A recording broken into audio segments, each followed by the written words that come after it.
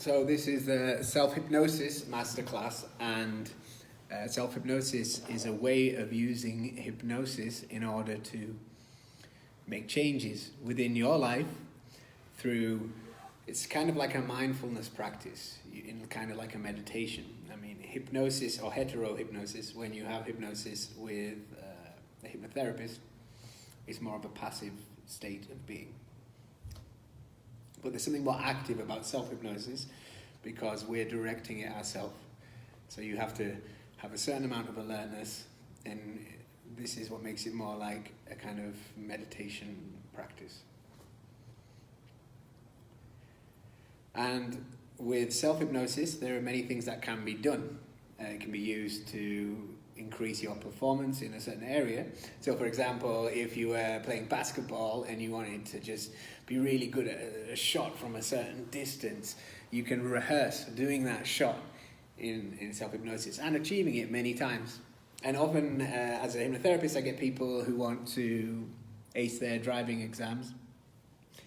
And what I do with them is I have them run through the driving exam in their imagination while they're in trance from the beginning to the end, succeeding in every part of the driving exam. Now they usually know, because when they're coming to me they failed already generally. They know how the test will go, they know the kind of way it goes, they know the sequence. So they can rehearse it in their minds. And they also know the parts which they are struggling with. So I get them to rehearse that bit again. So let's say somebody has a problem using the clutch. Occasionally they have issues with the clutch or stalling, so they're accelerating and using the clutch at the same time. So in a trance state, they can rehearse just lifting their foot off the accelerator, putting their other foot on the clutch, and then changing gear. So we can do that again and again and again. And by doing that, it's like the subconscious mind, which is a term we use to describe a deeper part of the mind.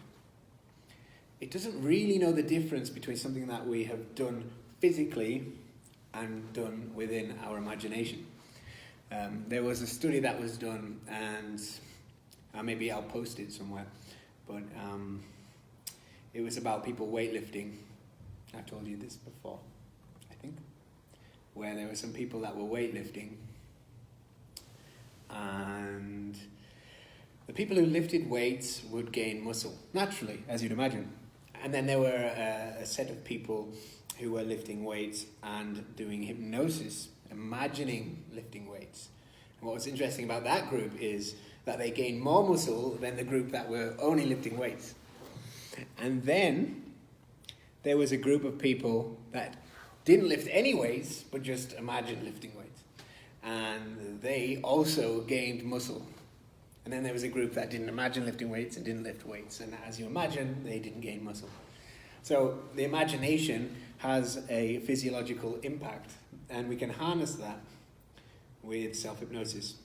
And there are many methods that you might come across. Something I recommend checking out is the silver method. That's really good for actually taking control of your life in many kind of ways, and it's also designed, Silver designed it for gaining extrasensory perception, but we're not going to go into that kind of thing right now, which is why I'm just mentioning it a little bit briefly. So performance is one thing, reaching goals is another thing. So in a trance state, let's say, I don't know, what's a good goal? What kind of goal should I talk about? Overcoming fears, phobias. Overcoming a fear or a phobia. That might be, phobia or a fear could be in the realms of hetero-hypnosis, because there's something deeper that needs to be transformed. With self-hypnosis, maybe a good goal would be something that you can physically accomplish, such as success in an area. Like it could be business success, it could be relationship success, it could be spiritual success. Basically, a goal you have. I want to make a distinction about hypnotherapy and self-hypnosis. And I'm not saying you can't overcome phobias with self-hypnosis, because you probably can. It's just that oftentimes when there's something that has a strong charge of resistance, like a phobia can produce, and I've seen people run away from animals because they're so terrified of them, and then when imagining that animal, they have the same physiological response. So it's more difficult to use self-hypnosis for something that has a strong physiological response, like a trauma or something. But I'm not saying it can't be done. It probably can be done. It just requires a little bit of wisdom and trickery on part of the practitioner. So, apologies for not going on your phobia route. But that might be a bit out of the scope of what I can talk about in this class. But we can talk about, I don't know, some form of success. Anything that comes to mind.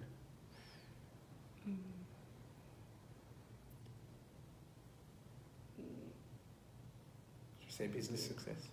Okay. Yeah, so let's say business success. Let's say you're just starting out, and like myself, I'm a hypnotherapist. I want to build my business. So I could imagine a future while in trance, and we'll get to the trance bit soon, and we can all practice it together, so that you get a taste of how to induce that trance within yourself. But when in a trance, I would imagine having accomplished everything I want to accomplish, as though it was happening now. And I'd go even further than that, because sometimes our subconscious mind can be a little tricky in accepting suggestions. So if I suggest that I'm successful now, it might be like, well, you're a fool, you're not successful now, you're living in your mother's garage or something, which I'm not, for illustrative purposes. So I would imagine, instead, having been successful for some time. So it's like I can look back in my imagination at the past, and having seen myself in the past having achieved success. And that has a subtly different effect, because rather than accepting it as a reality now, I'm accepting it as a reality in the past. And I know this is a subtle distinction, but it's much easier for the subconscious to kind of grab that as an idea, because it is not something we're trying to tell ourselves that we are now, it's something that we have been, and so it has a different kind of effect. Does that make sense? Any questions? I have an idea. Have an idea? Well, what's your idea? Sticking to a commitment, like going to bed on time, or having a routine of any kind. Okay. So, sticking to a commitment, actually, Chris here is closer to the microphone, so you probably heard it louder than me. So sticking to a routine or developing a habit, that's a way you can use self-hypnosis. I'll go back to that after just finishing this thing about my success in hypnotherapy. So I'm imagining that I'm successful now, and it's happened already, so I can see that it's happened. And I can imagine around me, the people around me, the things I've accomplished. Let's say I have a thriving hypnotherapy school, and I have an online presence and online courses, and I have clients coming to me from all kinds of places and referrals all over the place. And I'm invited to speak and give talks, and I've given all these talks. And as I imagine that I'm there, feeling it, having experienced it. There's a real visceral feeling, and that's also important, because the subconscious mind responds really strongly to the feeling of having done it. So I'm imagining that I'm in that situation where I've given these talks, I've had many clients, I have a thriving online business. And what I can do from that point is I can trace back. So like, which steps have I taken to accomplish this? And so I can take it back just a step beyond there, and let's say, I messaged some people who were hosting a great event that I know of, and I asked if I could just give a talk on hypnotherapy.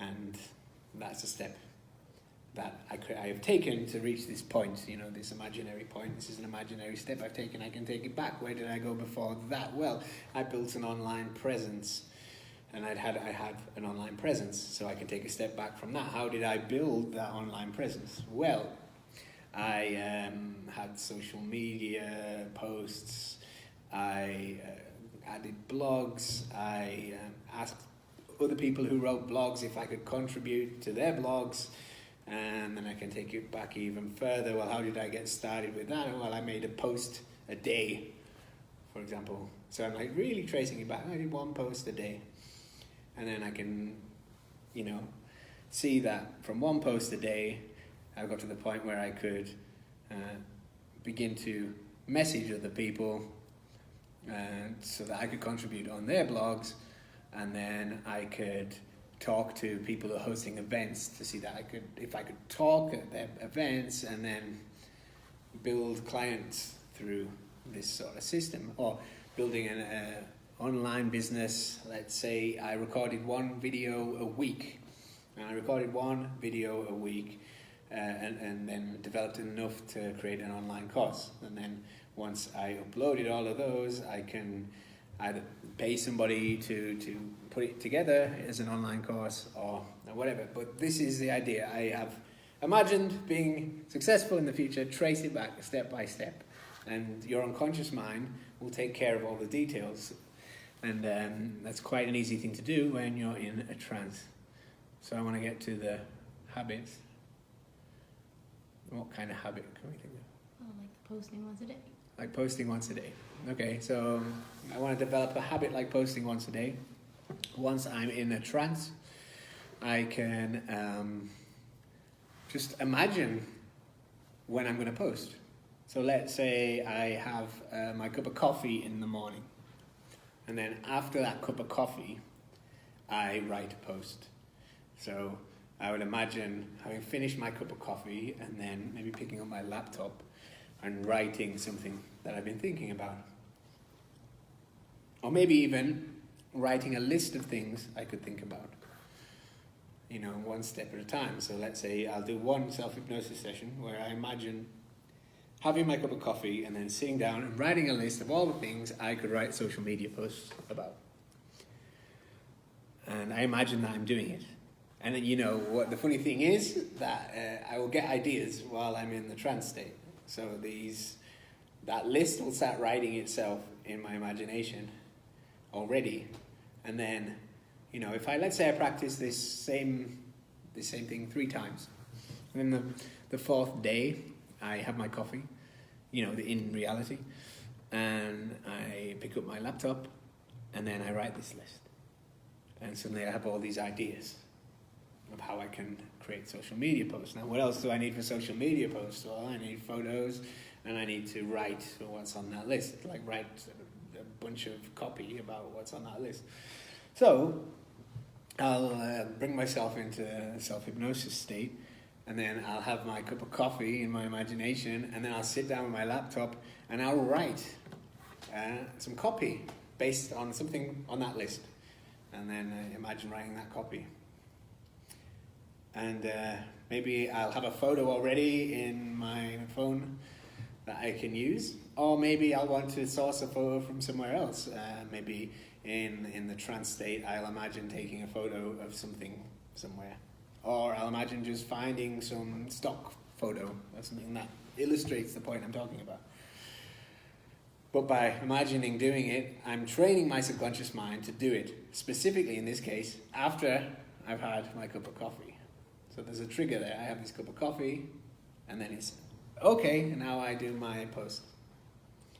So the trigger is cup of coffee, post, cup of coffee, post, cup of coffee, post. And I rehearse this mentally over and over again until my unconscious mind begins to learn that this is something that we're going to do. It's like, this is the habit that we're creating. Any other habit you could think of?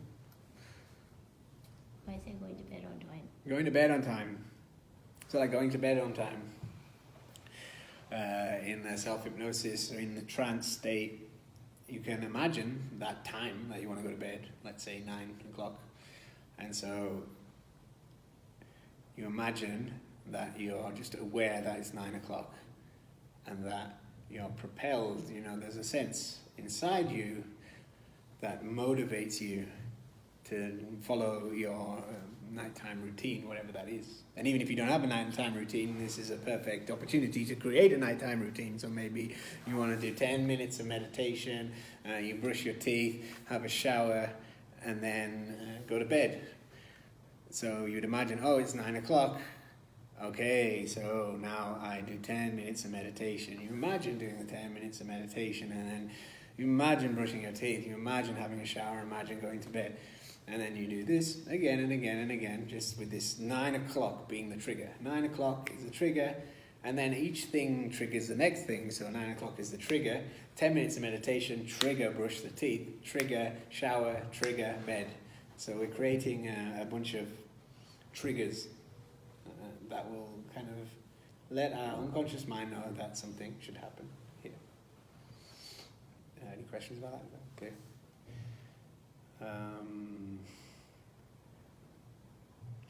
So we can also do it for seeking answers to questions we have. I kind of touched on it by projecting into the future and then looking back at the steps that were taken. You could do it in another way, where you imagine meeting, however you like to look at it, you could imagine meeting your higher self, and just imagine that your higher self stands in front of you looking however your higher self would look in your imagination. Maybe they're golden and shining, or maybe they just look like you but a little more together in some way. Or maybe they're very smiley and they have a very peaceful aura, and you can imagine asking them questions and imagine them answering questions. And you might wonder whether or not it's just your imagination that's answering these questions, and maybe it is, but I don't think it really matters. What matters is that you're able to figure the solutions out in your own way. Does that make sense? Any questions about that? And then another one I've written, another point I've made is that you can use self-hypnosis for improving health. So this is something you'll come across in the Silver Method, and it's like you can imagine being healthy in whatever way.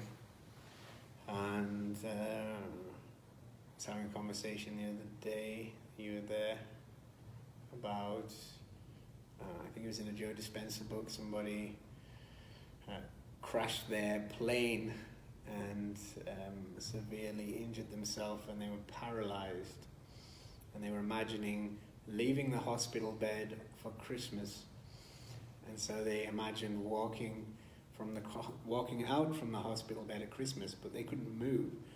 But that gave them ample time to work with their unconscious mind, or their subconscious mind, however you want to call it, to imagine stepping out of that bed and moving those legs. And they did it. By Christmas, they were able to walk just enough to leave that bed. And perhaps it's the same story or a different story. There was someone who was paralyzed and they were just imagining moving their big toe. And they kept imagining moving their big toe until they could actually move their big toe. And then they moved that, they extended that to their foot. So moving their foot, and then they could move their foot, and then they built on that. So they started little and then built on it. So let's say you have a health issue that you wish to work on, you can imagine building it up. I mean, you could imagine having been completely healed, being great, and jumping around like a rabbit and being filled with joy and however it is, full of energy. Or you could build it up in stages. So, maybe you'll run down and you just need a little bit extra energy. So you can just imagine having that little extra energy. And you can even play with your imagination. Like maybe you can imagine your cells regenerating and becoming happier. Like maybe you've got cartoon cells that look very happy. Or little creatures that are working on you, that are healing you, beaming light or beaming healing energy, or however you want to imagine it. It really doesn't matter. You can get really creative with it. The idea is that the intention is behind it and the feeling is behind it. And that's a method that can be used. And there are many more methods, but there's only so much I can cover. So we'll go into the trance induction part. And hypnotic trance is reasonably easy to get into. I'm going to teach the most common method, which is called progressive relaxation. And you'll probably be familiar with it.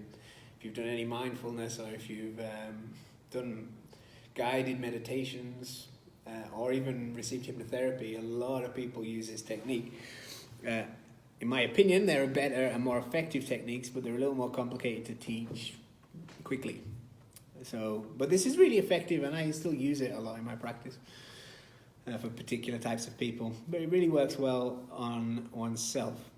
So we're going to practice it now. And progressive relaxation is as it sounds. You progressively relax every part of your body, and then you progressively relax your mind. So first, I'd like to introduce you to a breathing technique. If you're already relaxed, like it's early in the morning or late at night, you might not need to do this. But the aim of this breathing technique is to move you from the sympathetic nervous system, which is the kind of fight, flight, it's all very like adrenalized, get things done kind of mode of the nervous system, to the parasympathetic nervous system, which is more like relaxation and calm. So we're going into the parasympathetic nervous system. So if you've had like a stressful day or something, this is a way to just calm down that nervous system and enter into a parasympathetic response, which basically means relaxation. So what we're going to do is take a deep inhalation and then exhale slightly longer than the inhalation.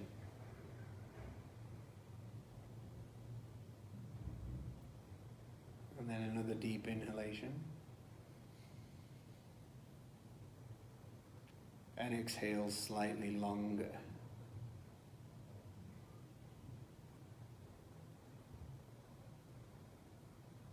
And a deep inhalation.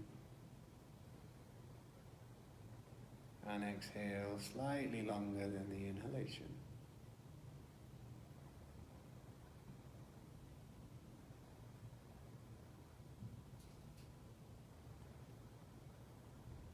And an inhalation. Slightly longer exhalation.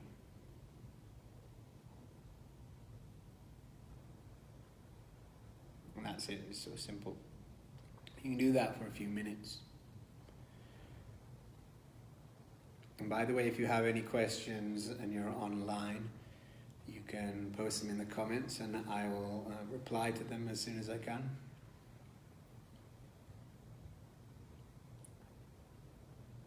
And remember, the inhalation, nice and long.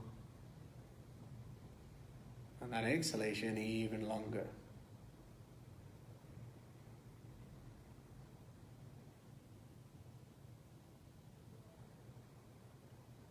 Long inhalation. Even longer exhalation.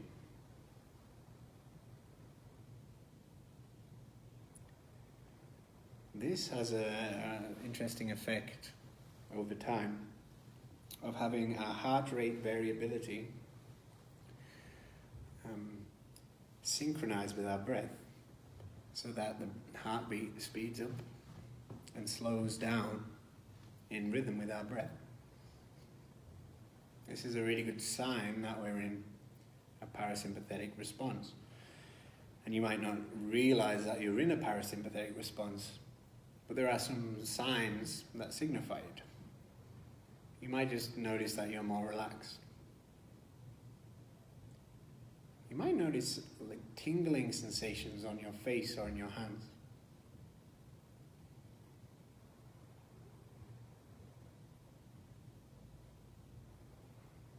You might feel a little bit heavier. And all these are really good signs that you're shifting into a more relaxed state. And from here, we'll go into the progressive relaxation. So what you can do is just imagine relaxing the top of your head. And as you imagine relaxing the top of your head, you can get a sense of what it feels like to relax the top of the head. If you want to bring your imagination into it even more, you could imagine that the relaxation is a beautiful colour, maybe a white light for the purposes of this. People often say purple for some reason when I ask them. It could be in purple, whatever colour you like. And that colour, or that sense of relaxation, can spread to that forehead, relaxing that forehead. And then, as we go, it's a progressive relaxation. We move to the eyes, relaxing the eyes, releasing tension. You can even imagine that your exhalation releases tension.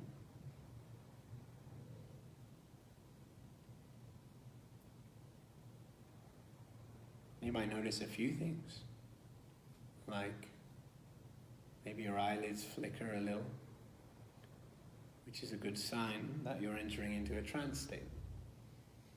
Maybe your eyes will even begin to move a little bit, like when you're sleeping and your eyes are in rapid eye movement. That also is a good sign. And you can bring that relaxing colour or that relaxation into your cheeks, into your jaw, into your tongue. And a funny thing happens when you relax the tongue. Because our language, the way we speak, and the thoughts we think when they're in words are very related and very connected to our tongue. So when you relax your tongue, those words begin to slow down. And relax the throat, using that colour, or getting a sense of relaxation. And I can say imagine, I can say getting a sense of. And getting a sense of, you don't even need to imagine when you're getting a sense of something, just getting a sense of relaxation. When I say getting a sense of it, I'm sure you can get a sense of what I mean by saying that. And spread that relaxation to your shoulders and chest.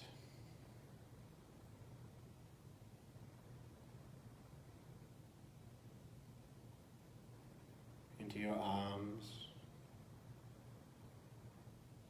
into your hands, releasing tensions, into that stomach and lower back,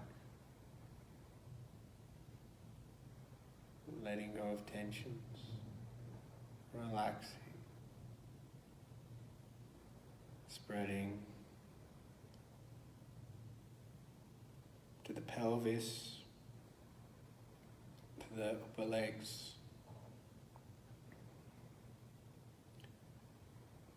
and to the lower legs and feet.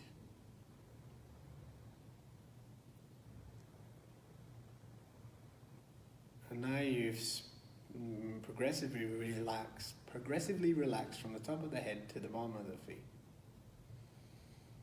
You can just notice any other areas in the body that could use a little more relaxation, and just give them your attention.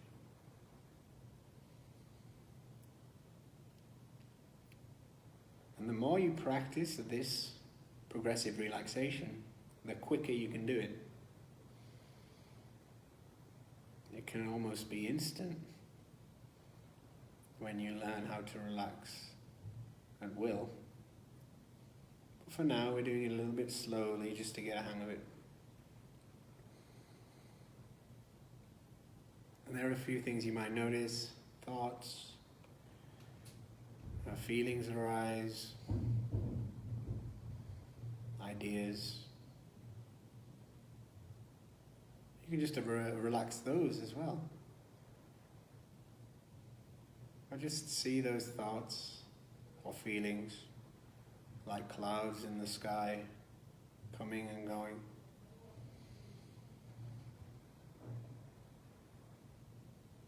And you're just observing. Now that is a progressive relaxation. The progressive relaxation is our first step in self-hypnosis. This might be very easy to do before going to sleep, or very easy to do upon waking.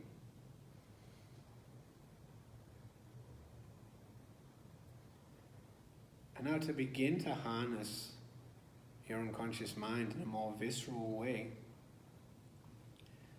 you can imagine a place that's beautiful for you. So this is what we're calling the deepener process.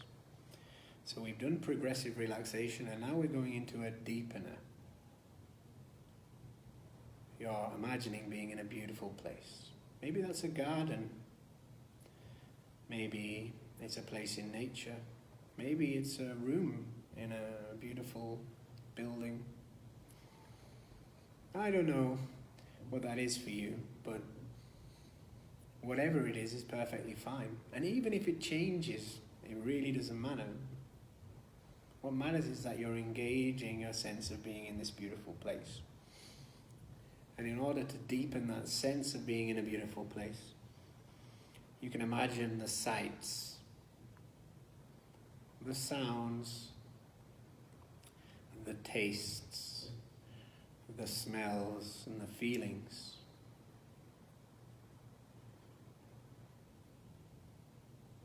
So if you're taking notes, that's the sights, the sounds, the tastes, the smells, and the feelings. So let's say you're in a beautiful garden, you can see trees and flowers and bees and birds, maybe a beautiful garden path. The sounds of the birds, or the breeze blowing through the leaves of the trees. The tastes, maybe you can taste the freshness of the garden, or smell the flowers. Perhaps you're near the ocean and you can smell the sea air. And the feelings, like feeling peaceful, feeling at ease, but also a sense of physical feelings. So the feeling of your feet against the ground, the feeling of the breeze against your skin, the feeling of the sun against your skin, the feeling of the clothes that you're wearing in this imaginary place at this imaginary time.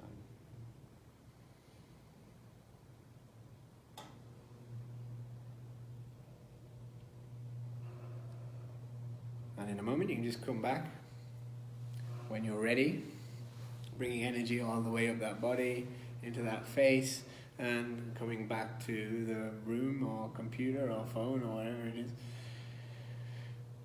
And that is the beginnings of a self-hypnotic trance.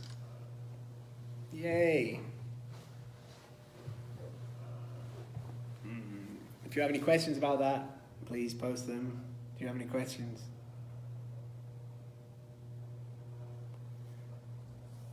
No question. Set a timer. Set a timer. You could set a timer. Maybe set a timer for the whole session. I think I want to be in trance in 3 minutes might be a little bit of a stress because you want a sense of relaxation. So if you set a timer, having a timer that is for the whole session would work if you want to do 20 minutes or something. But obviously I talk through that progressive relaxation and deepener in quite a slow way. You could do it very quickly. It could just be, you sit there, you do a few breaths, a long inhalation, longer exhalation. And then when you get a sense of feeling more relaxed, then just imagine relaxing the forehead. Relaxing the top of the head, relaxing the forehead, relaxing the eyes, relaxing the cheeks, relaxing the jaw, the tongue, the throat, the shoulders. And then once you've gone through the progressive relaxation, you go into the deepener part. I'm in a beautiful place. Now, what's classically done in self-hypnosis and in other forms of hypnosis is, let's say we imagine a garden and there's a path in the garden. You could walk down that path, and on every path, you imagine going deeper. You could even say to yourself, deeper and deeper. So that path is leading you deeper into your unconscious mind or subconscious mind. And there are other ways of doing that. You can imagine walking down a staircase. And on every step you take down the staircase, you're going deeper, deeper. But what's important is that you're engaging all of the senses within your subconscious mind. So you're engaging the sight, you're engaging the sound, you're engaging the taste and smell and the feeling in the body or the feelings within. And so that is a very potent deepener. So you could use the staircase, or you could use a garden path, or you could just imagine being in a beautiful place. I suggest using a staircase or a garden path or any kind of sense of a journey. Maybe you're going on a hike or something. Any time you feel like you need to go a little bit deeper. And that has a kind of auto-suggestion of going deeper as you're repeating deeper and deeper. Any obstacles to that experience? No? Okay. So, once you've reached this depth of hypnosis, self-hypnosis, then you can begin to address your goal. So, I mentioned a few things in the beginning. Just a second.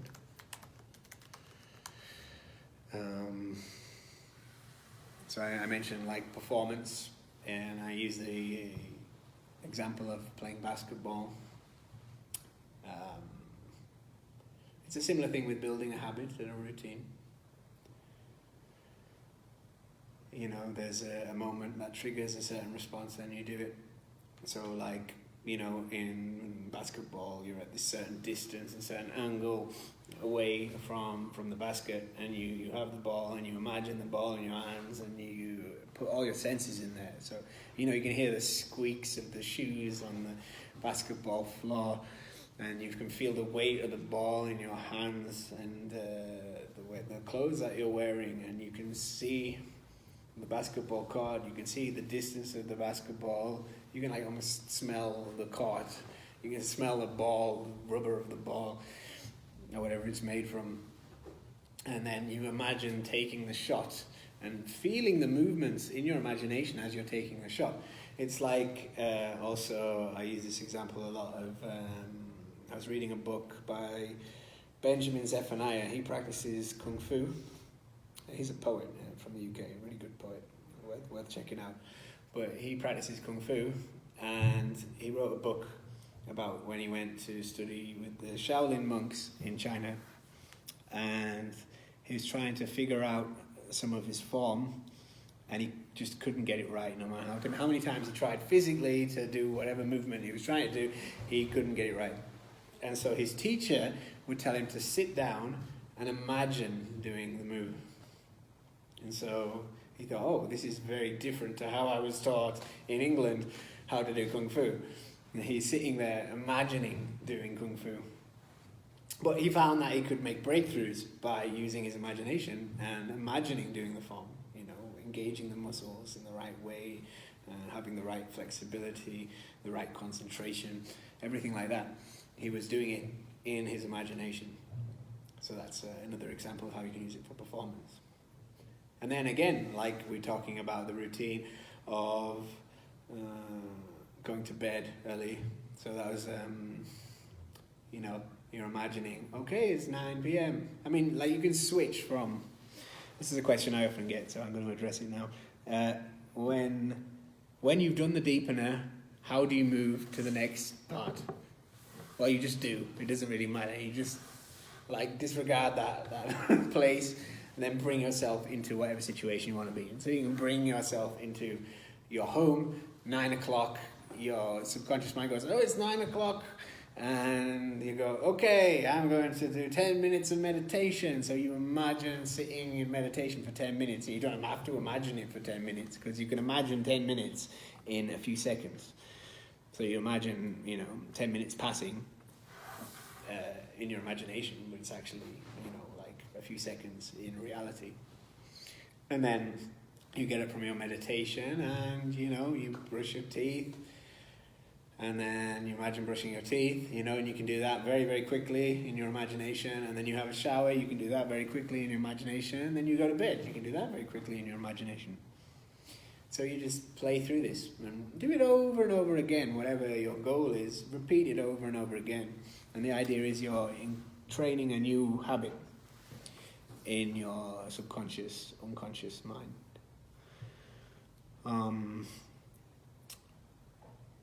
So that was the kind of performance or habit-based ways of approaching it.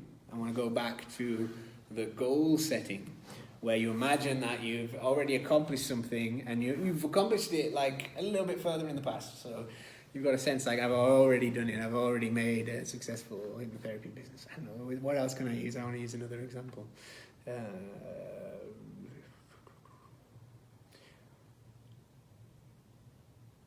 Okay, let's say you're single and you want to have a beautiful relationship. And you can imagine you have a beautiful relationship. You've had it for some time and you have a lot of trust and you have a lot of romance and you have a lot of, like hand-holding, watching sunsets or working together or just a lot of understanding, things that people want in a relationship or you might want in a relationship. And then, you've had it for some time, so you get a sense of how it feels to have that. So you can imagine being with that person. I don't know what that person looks like in your imagination. They might not look like that in reality, but it's okay. We're just, it's not necessarily like magic, like whatever you imagine will be exactly as it will turn out, but it's a good way of creating a mental map of what we want and a way to get there. So you imagine being with that person, how it feels to hold their hand and to watch a sunset together or to have trust or to get through difficulties together. You could imagine having no difficulties at all. And, I would argue that could be unrealistic, but maybe you believe that's possible. And, but I like to imagine overcoming difficulties really, really well, because I'm a firm believer that life can often throw things that you don't expect.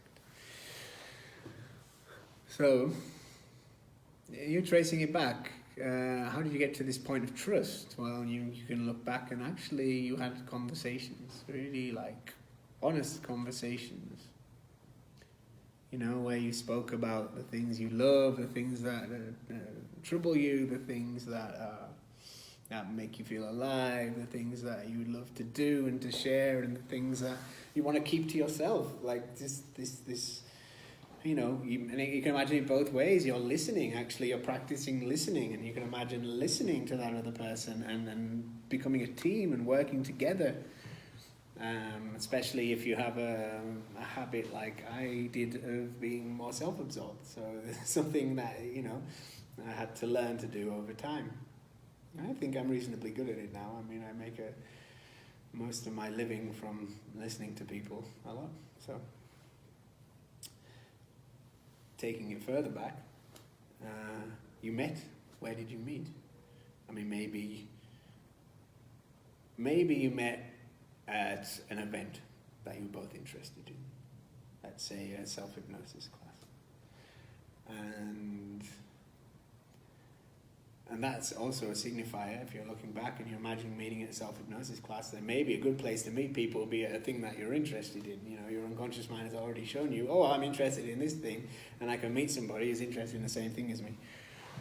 And then maybe you're not very, historically haven't been very good at going out and meeting people, but your unconscious mind is showing you all these possibilities. Okay, maybe I met them at a self-hypnosis class. Maybe I met them at the gym. Maybe I met them learning how to row. I don't know. Whatever it is, and you trace it back. Okay, so what do I need to do to take those steps? Well, I need to find things that I'm interested in to do. So you're tracing it back. Okay, so I'm interested in meditation. I'm going to go to meditation classes. I'm interested in this. I'm going to go to this. So you've had this beautiful relationship, and you've traced it back to actually taking some actionable steps, like actually just doing some things I'm interested in. Is that a good example? I don't know. Any other ideas or questions or comments? You repeat the thing that you want to do multiple times in the same self-hypnosis session, or separate sessions, or both, and how many times? How often? How many days a week? How many times a year? And how many times per session? So let's say you have a habit, I'm sure you've probably heard that, but it's about repeating, how many times you repeat some of the thing you want to action in your self-hypnosis session, and how frequently do you do self-hypnosis? Well,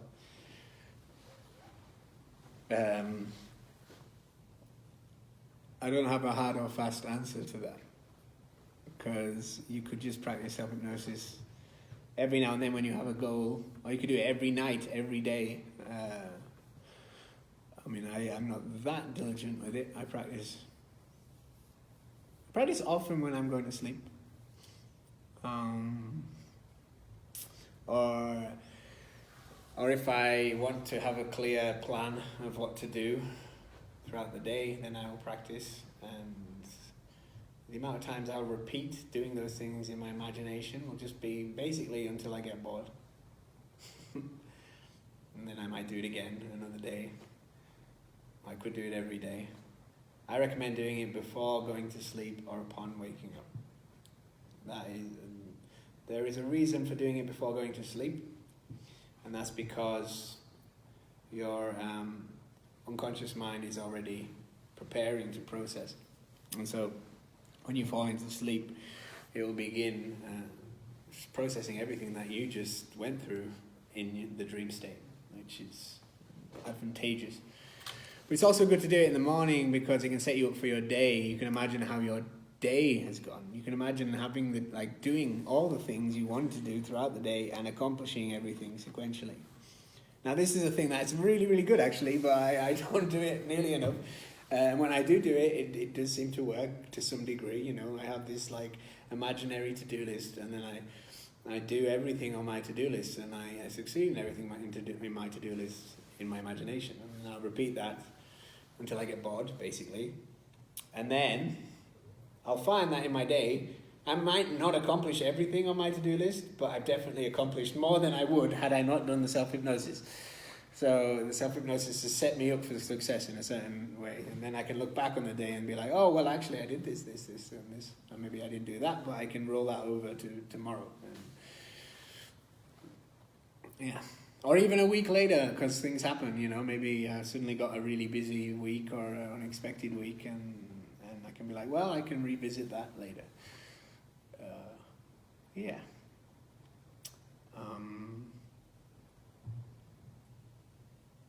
So then there's the seeking answers version, which is like imagining you could be talking to your future self. Let's imagine you're talking to a successful future version of yourself, and whatever success means to you, they are emanating it. They look like it. They dress like it. They talk like it. They walk like it. They breathe like it. And they are standing in front of you with you're just beaming success your way. And then you can ask them questions. So how did you become so successful? Or what should I do about this? And then you can imagine them answering. And you'll be surprised at the answers that you're coming up with vicariously through this imaginary person. Or you can imagine your highest self, or whatever, like I mentioned before, a golden or sort of more celestial version of yourself. I mean, you could go, if you're religious, you could even use a religious figure as a guide, and imagine the religious figure giving you answers. And whether or not it's actually the religious figure, doesn't necessarily matter if you believe that you have that capability within you. You know, if let's say I practice Buddhism, so I'd imagine a Buddha. Now the Buddha is a very virtuous being. Now that virtue, I believe, exists within me already. And so by personifying that virtue as the Buddha, I'm actually tapping into my own virtue and receiving answers from the Buddha within me. Or you could do it with any other kind of religious or archetypal figure you want. And you could do that in your garden, you know, you could just call them into your garden or a beautiful place at home or wherever it is that you imagine when you've gone to that deep in a place. So you're in a beautiful garden, there's flowers and there's trees and there's the sun and the breeze, and you're barefoot on the grass and you're feeling so at ease, and then suddenly before you this beautiful, successful version of yourself appears, and you get a sense of how they look, how they move, how they breathe. That's important too. And you can ask them questions and have them answer. Or what you can do is step into their shoes and feel how they feel, breathe how they breathe, stand how they stand, imagine being dressed the way they're dressed, and think the way they think.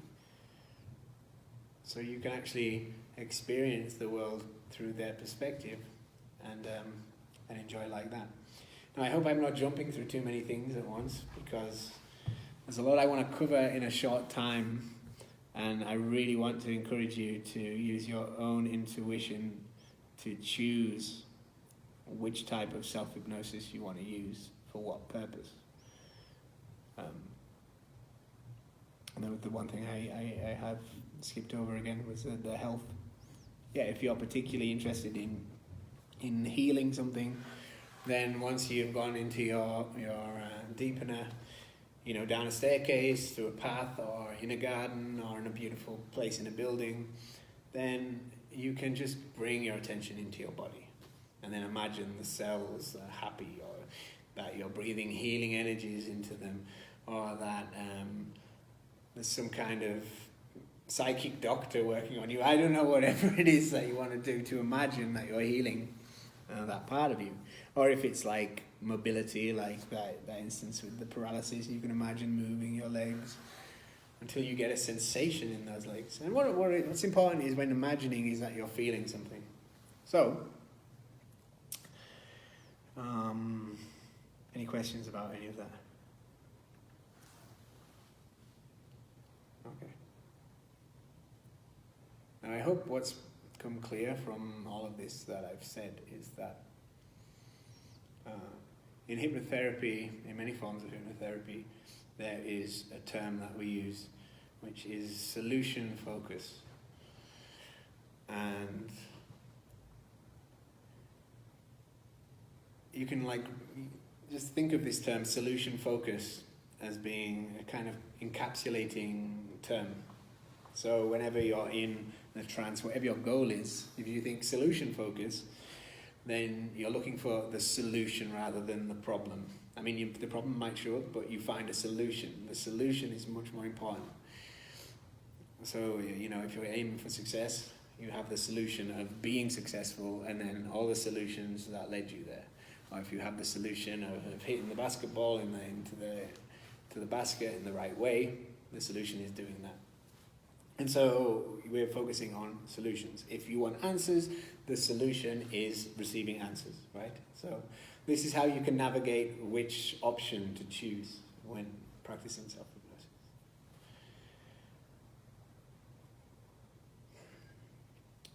And so let's do I'm going to work on, in this instance, guiding you through let's say a morning routine.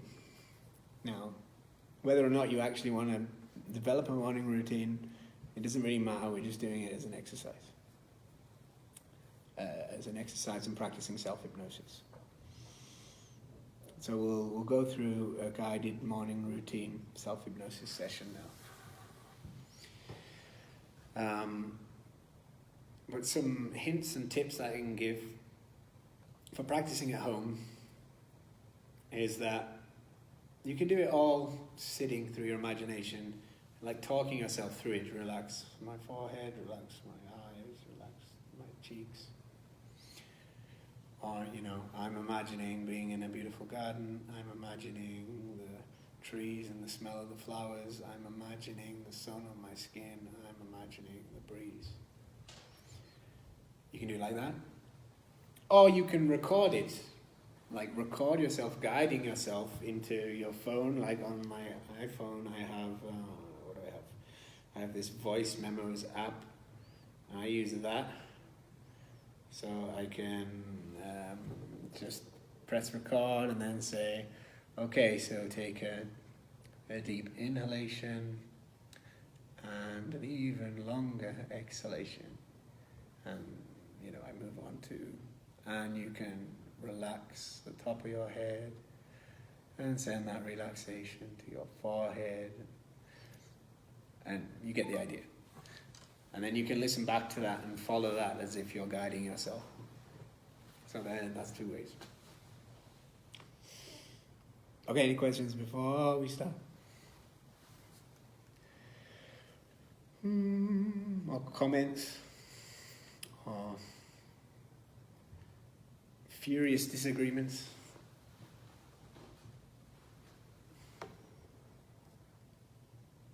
Okay. Coming out of trance? Easy. Just imagine becoming present. Be aware of your body once again. Open your eyes when you're ready. And then just tell yourself, I'm here, I'm back. So when you're coming out of trance, just feel the body. Notice your breath, however you like to feel your body. And then open your eyes when you're ready. And then just tell yourself you're back. And that's it. Okay. And again, if you have any questions or comments or furious disagreements or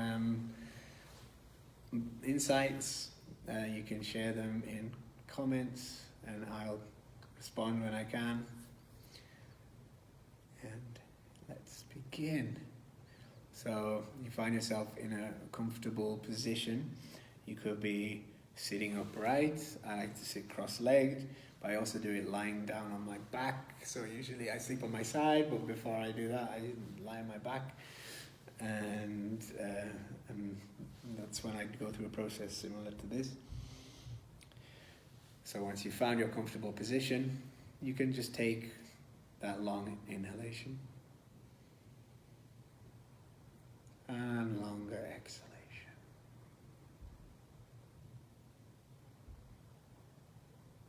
And a long inhalation. And an even longer exhalation.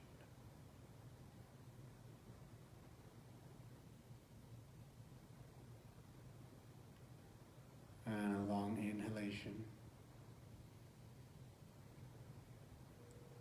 And an even longer exhalation.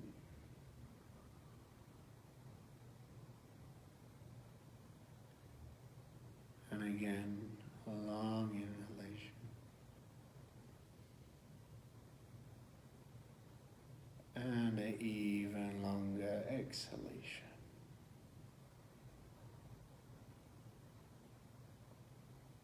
Two more times. Long inhalation. Or an even longer exhalation. And an even longer exhalation. And a long inhalation. And an even longer exhalation. And then you can let your breath return to normal. And bring your attention to the top of your head. Just getting a sense of relaxing the top of your head.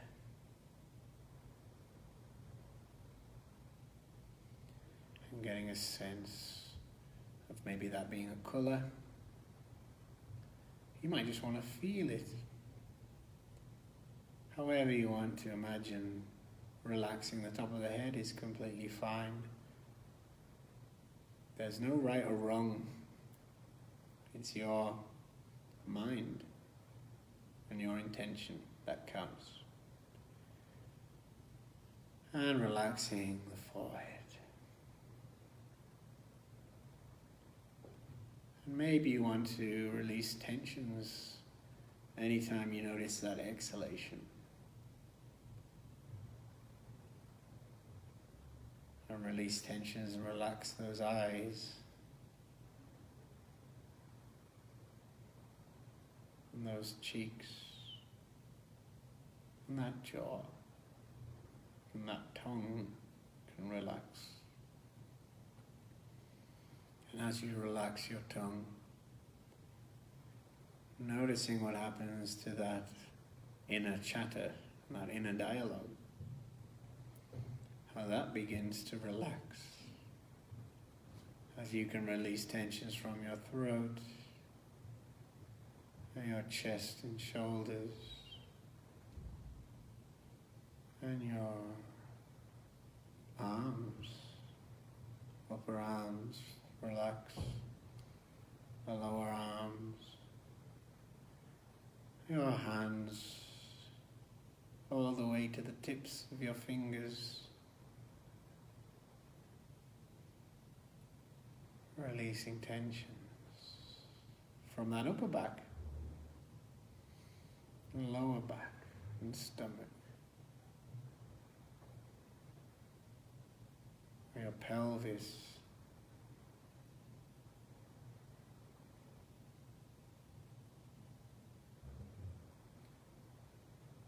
your upper legs, lower legs, your feet, all the way to the tips of your toes. That whole body.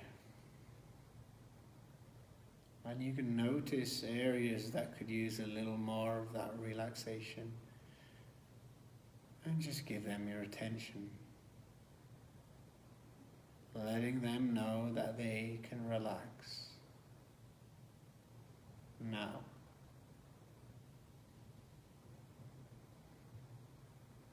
And your thoughts can relax. Or they can just float like clouds in the sky. You don't need to interfere with them, to grab them, to push them away. They'll just pass by in their own time.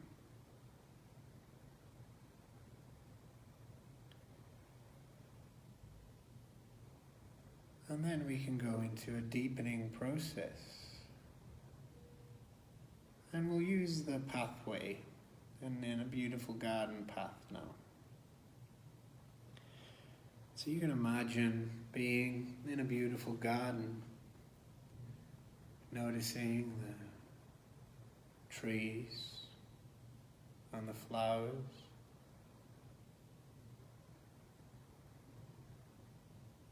the sights, the grass, animals, insects, the sky, the sun. Notice the sounds, maybe the sound of birds, the sounds of rustling of leaves, the gentle sound of a breeze,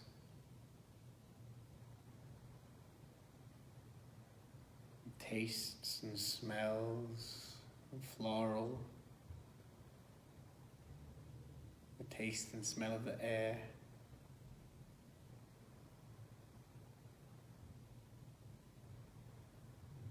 You can even play with it. Maybe the air tastes sweet.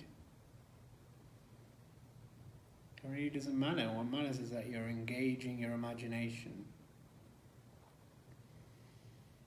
And the feelings of being in this peaceful garden, feeling so at ease and protected.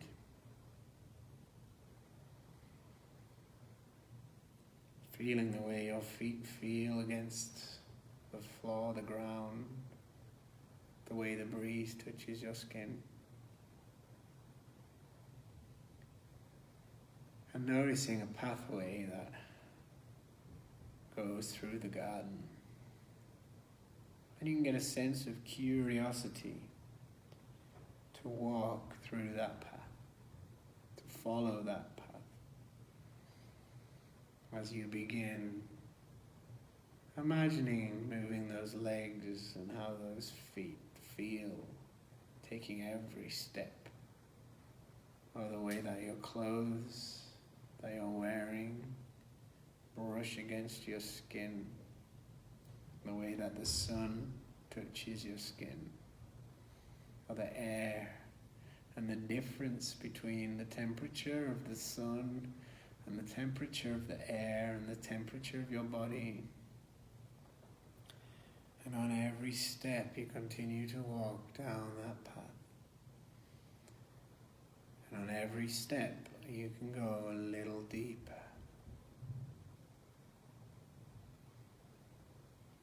And take another step and go a little deeper. And another step. Deeper still. And as you continue to walk through that garden path, you see a beautiful archway. Noticing how beautifully decorated it is, its shape, and the path leads through that archway. On every step, feeling your feet against the floor, the clothes, the sun, the breeze, noticing the flowers and the insects and the birds and the trees and the tastes and the smells, and going deeper. As you get closer to that archway, you can get a sense that that archway is a doorway into a deeper part of your mind, where you can make changes, where you can access information, where you can do whatever you like to make changes, positive changes in your body and mind and in your life. So stepping through now that archway and going really deep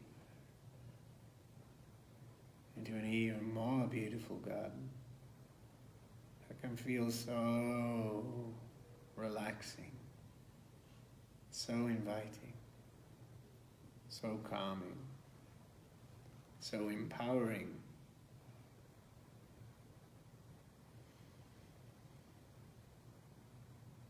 And you can find a place in this new beautiful garden to lie down. As you imagine lying down, you can let all those muscles sink into the ground. And your mind wanders. And now we move to the next stage of imagining our morning routine. And so upon waking, you can imagine your bed, the room that you'll wake up in, whether you're with someone or alone, how it feels to wake up. And the first thing you want to add to that morning routine, you can do it now. Whatever it is that you want to add to that morning routine. Maybe it's self-hypnosis, maybe it's meditation, maybe it's exercise. It really doesn't matter. You're just doing that first thing. Now we can call that number one. So you wake up in that bed, feeling yourself in that bed, and then doing number one task. Imagining doing that now. Feeling how it feels to do it, noticing what's around, noticing what happens in that body and mind, and how easy it is to accomplish this task. So we're going through your number one task.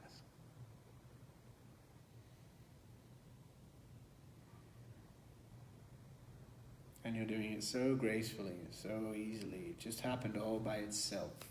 You woke up and went into the first task. And once you've accomplished that first task, you can add a second task. What will you do next? Maybe you'll go to the bathroom, maybe you'll go to the kitchen, maybe you'll journal. I don't know. Whatever you want to call 2. So this is the second task, 2.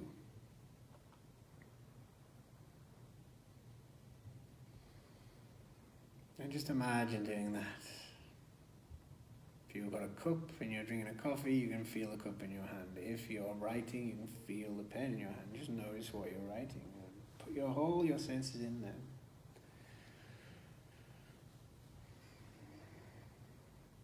Whatever it is you're doing.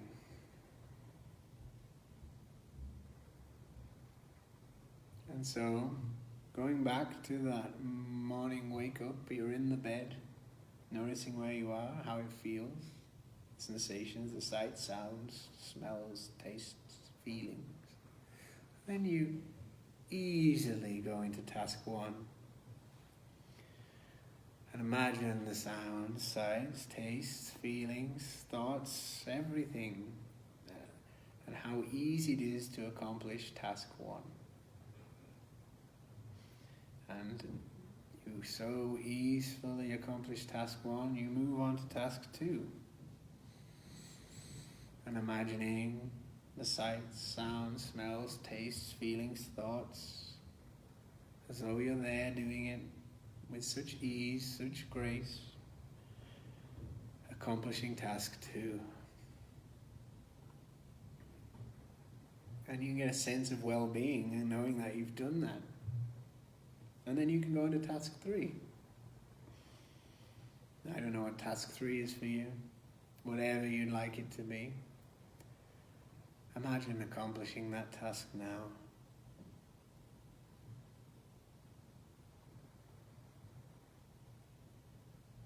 Imagining the sights, sounds, smells, tastes, feelings, thoughts, as though you're accomplishing it now.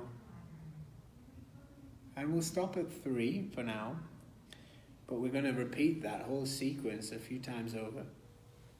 So, waking up in the bed, noticing the sights, sounds, feelings, smells, tastes, thoughts, and easily moving on to task 1.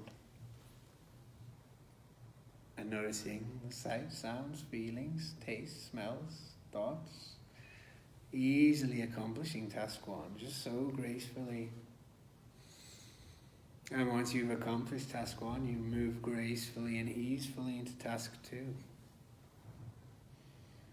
Noticing the sights, sounds, tastes, smells, feelings, sensations, thoughts, anything as though it's happening now and you're doing it so easily.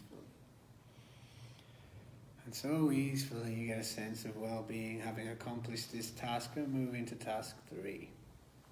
So gracefully and easily accomplishing task 3. Noticing the sights, sounds, tastes, smells, feelings, sensations, thoughts, anything that you need to imagine accomplishing task 3, or to get a sense of accomplishing task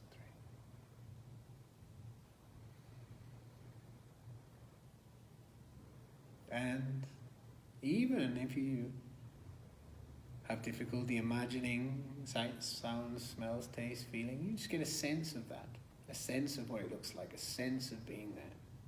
So we'll go back, waking up in that bed, get a sense of waking up in that bed. Get a sense of how you'll feel. Get a sense of how easily you can move into task 1.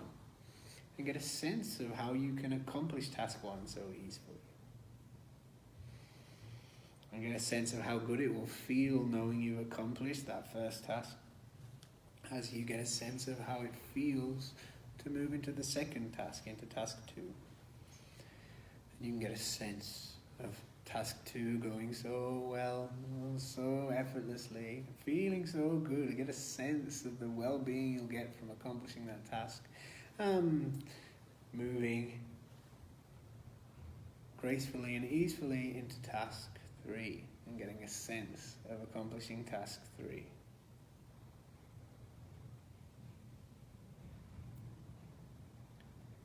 Get a sense of being there, doing it, and it being so easy. And you've done it, and there's a great sense of well-being. And then once again, back to the bed. We can do it really fast now. You've woken up, and you've got a sense of waking up, and you move into task 1, and you can get a sense of doing task 1 so effortlessly, so easily. Moving into task 2, so effortless, so easily. Get a sense of moving into task 3 so effortlessly, so easily. And you've done it. And again, waking up easily, task 1, so easily, task 2, so easily, task 3, so easily.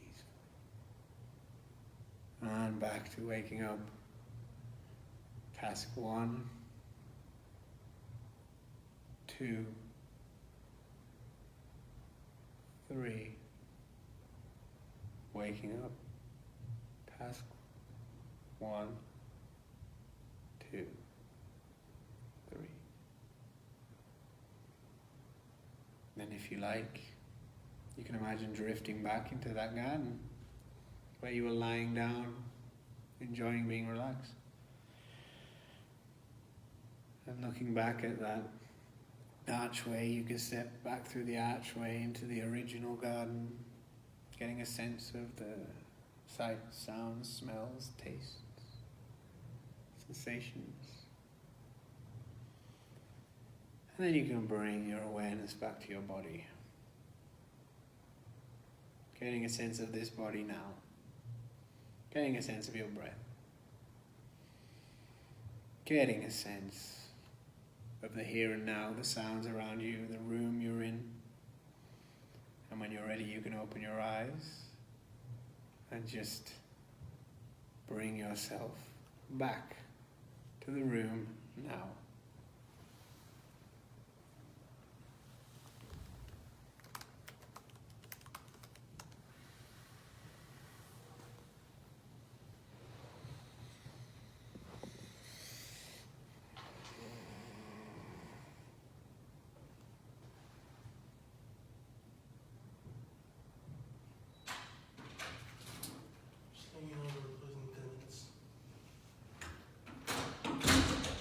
Well, we're closing in 10 minutes.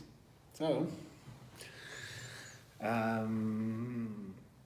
yeah, so any questions on how to do that, if you'd like any guidance on doing any of the other things, like goal setting, or like seeking answers from a different part of yourself, or a health practice, then let me know and I can do some guided self-hypnosis practices for those and share those. If you have any questions, put them in the comments. I'll get back to them as soon as possible. Do you have any questions? No. Any comments? All right. Well, thank you very much, and I hope this was informative and enjoyable and gives you something that you can use to benefit your life. So, yeah, I recommend rehearsing your day with this. It's really cool practice. I recommend anything that you want to achieve, using this to enhance it. It's really good for sports. It's really good for just creating new habits. It's really good for just knowing what to do next. It's really good for anything. If you want to build like a sense of compassion, you could guide yourself in a trance and just feel compassion, feel lots of compassion Or if you want to be confident, just go in a trance and imagine being confident, you know, how it feels to be confident. What matters is that you're engaging your sense of it being a reality. So, that the solution focus is there. So remember, the stages are trance induction, deepener, and then your solution focus process. And yeah, there are many of those. So, thank you.